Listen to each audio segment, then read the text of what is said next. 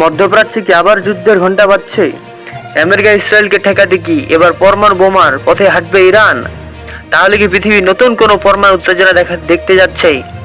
আরজেসি ঘনিষ্ঠ সংবাদ মাধ্যমের বিস্ফোরক মন্তব্যে কাঁপছে আন্তর্জাতিক মহল।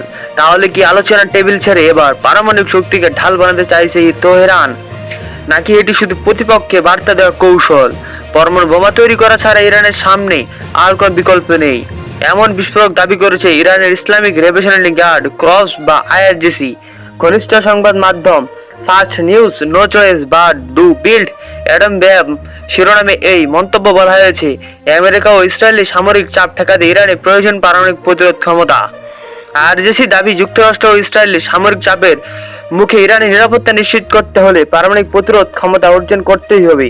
তাদের যুক্তি, পরমাণু প্রতিরোধ গড়ে তুলতে পারলে ইরান শক্ত অবস্থান থেকে আলোচনা বসতে পারবে, আর তাতে যুদ্ধের ঝুঁকি নিয়ন্ত্রণে রাখা সম্ভব। ফার্স্ট নিউজে ভাষ্য, প্রথমে শক্তি তারপর কূটনীতি। পারমাণবিক অস্ত্র যুদ্ধ শুধু করার জন্য নয়, বরং যুদ্ধের পরিসর নিয়ন্ত্রণে রাখার প্রতিরোধমূলক ব্যবস্থা। ফার্স্ট নিউজ আরও দাবি করেছে, একসময় চীন ও যুক্তরাষ্ট্রের সঙ্গে সমঝদার অবস্থানে পৌঁছাতেই পারমাণবিক সমতাকে কাজে লাগিয়েছিল। ইরানের ক্ষেত্রে একই কৌশল প্রয়োজন, তবে এই অবস্থান ইরানের সম্প্রতি কূটনৈতিক প্রতিশ্রুতির সঙ্গে স্পষ্টভাবে সংঘর্ষিত। সম্প্রতি যুক্তরাষ্ট্র ও ইরানের মধ্যে হওয়া সমঝোতা তেহরান ইরান আন্তর্জাতিক শক্তি সংস্থা আইএইএ পরিদর্শন পুনরায় চালু, পাশাপাশি পরমাণু অস্ত্র তৈরি না করার প্রতিশ্রুতি দিয়েছিল।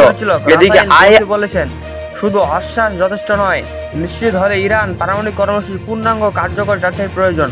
তবে এখন পর্যন্ত ফার্স্ট নিউজের এই মন্তব্যে ইরান সরকারের আনুষ্ঠানিক নীতিগত ঘোষণা হিসেবে প্রকাশ করা হয়নি। ফলে এটি আইআরজিসি ঘনিষ্ঠ একটি গণমাধ্যমে অবস্থান, নাকি ভবিষ্যৎ নীতির ইঙ্গিত, সেই প্রশ্নেই এখন ঘুরপাক খাচ্ছে আন্তর্জাতিক অঙ্গনে।